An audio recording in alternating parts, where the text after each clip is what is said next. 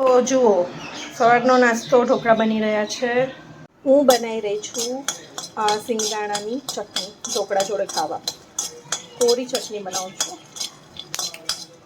જોજો, પહેલાં સિંગદાણાના શેકી લેવાના. સરસ રીતના શેકાઈ જાય પછી એને આપણે ફોતરા નીકાળી દઈશું.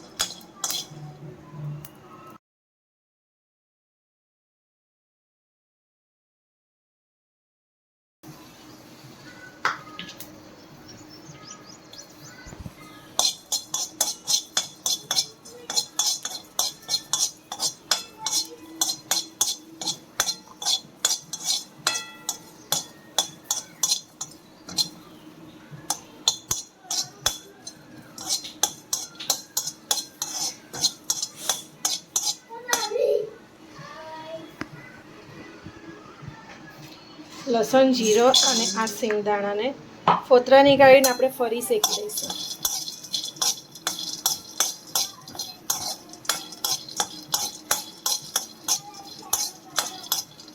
જારમાં બધું નાખી દીધું છે. હવે આમાં આપણે ખાલી લાલ મરચું અને મીઠું એડ કરીશું અને બસ હવે આને મિક્સરમાં ક્રશ કરી લઈશું. તો આ રીતના આ સિંગની ચટણી તૈયાર છે. હવે કોરી અને આ જે સાદા ઢોકળા છે એને આપણે આની જોડે ખાઈશું. બધા પેલા ઉપર તેલ નાખીને પછી ખાતા હોય છે એવી રીતના આને ખાવાની છે. તો આ છે અમારો નાસ્તો. મેં બીજું સ્ટેન્ડ ઇડલીમાં મૂક્યું છે અને હું કટ કરીશ કેમ કે થોડું અલગ હોય તો થોડું ખાવાની મજા આવે. એક સ્ટેન્ડ આવું કર્યું ને એક સ્ટેન્ડ ઇડલીમાં કર્યું છે અને હવે આને જોડે આપણે ખાઈશું. મેં ઢોકળાને વઘારી દીધા છે. ઇડલીને કાપીને થોડી નાની નાની કટ કરીને એને પણ વઘારી દીધી છે અને ચટણી અને થોડો સોસ લીધો છે. ચાલો નાસ્તો કરવા. મારવીનને ઢોકળા નથી ખાવા તો એની માટે હું મખાના બનાવી રહી છું. એને મખાના ખાવા છે. રેડી છે મારવીનના મખાના.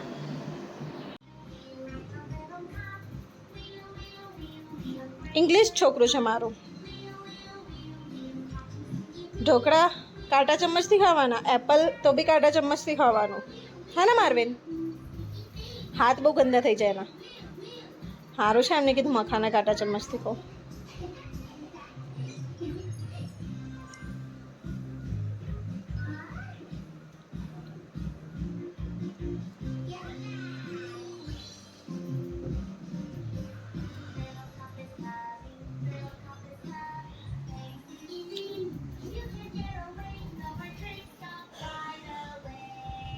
કોણે નહીં નહીં કરી છે? કોણે નહીં નહીં કરી છે?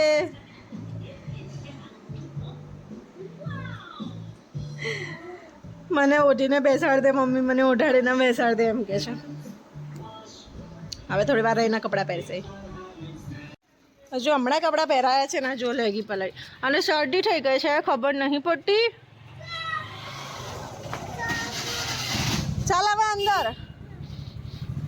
ગયો છે અભિષેક જોડે બહાર અને હું અહીંયા દૂધમાંથી પનીર બનાવી રહી છું. તો અહીંયા દૂધ ગરમ થાય છે. 2 દિવસથી દૂધ પડ્યું હતું તો મેં ગરમ કરવા મૂક્યું છે અને હવે એમાં હું વિનેગર એડ કરું છું. દૂધને ફાડીને એમાંથી આપણે પનીર બનાવીશું. ઓકે.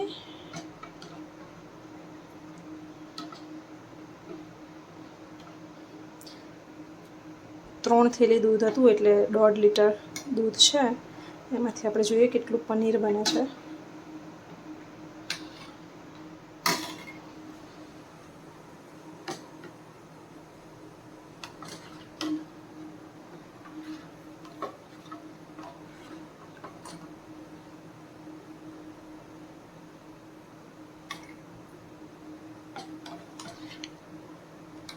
જુઓ દૂધ ફાટી રહ્યું છે. હવે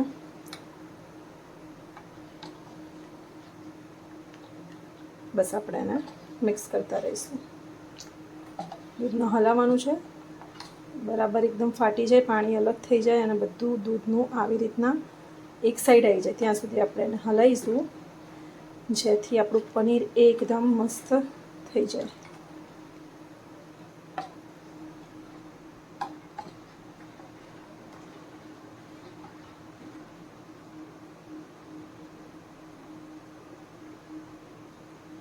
જો હજુ આને આપણે ફાળવાનું છે દૂધમાં.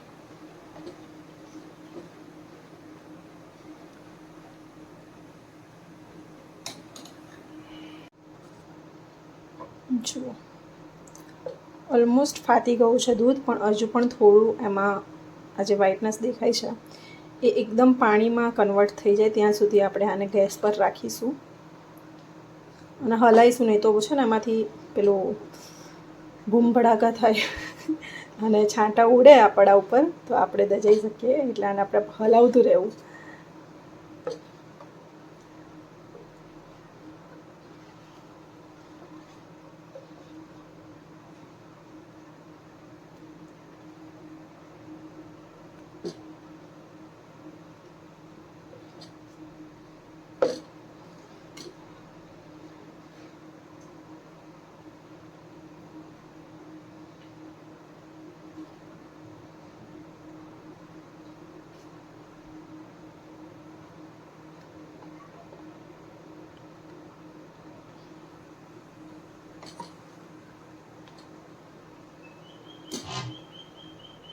દૂધને ફાડીને પછી મેં એને કાણાવાળા વાસણમાં ગાળી લીધું છે. તો આટલું જે છે ઉપર એ બધું પનીર બનશે.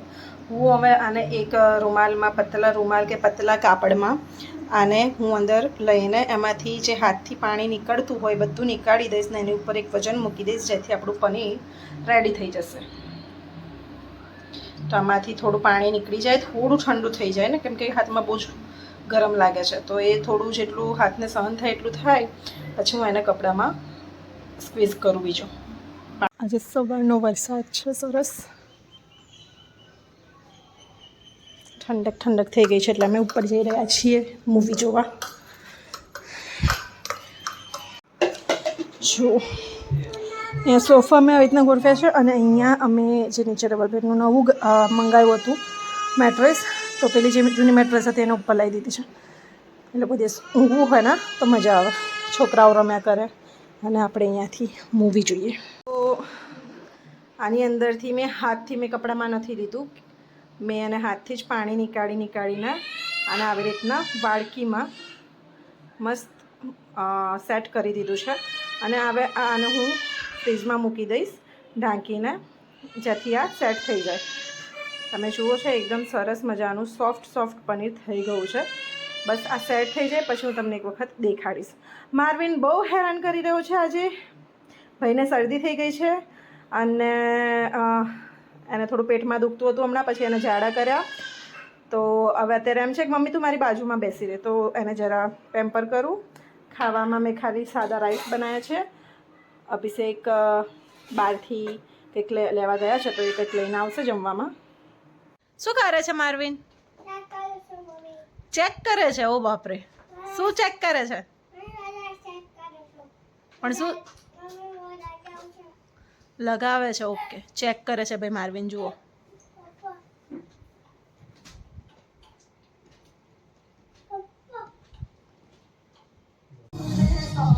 માર્વિન 15 મિનિટમાં તમારો સેટઅપ ઉજાડી નાખતો. પપ્પાને કહેવાનું આ બધું કામ ગોડામાં થાય, ઘરે કશું ના થાય પપ્પા. ઘરે છોટા डॉन बैठा है उसके लिए आपको गोडाउन जाने का, इधर कुछ नहीं होता ये देखो. हाँ गोडाउन करવાનું પપ્પાને કે અહીંયા કશું ના થાય, અહીંયા તો કે હું છું. માર્વિનને શું આવ્યું છે? શિયાળો આવ્યો છે. આજા એ ABCD જ છે જો, ABC.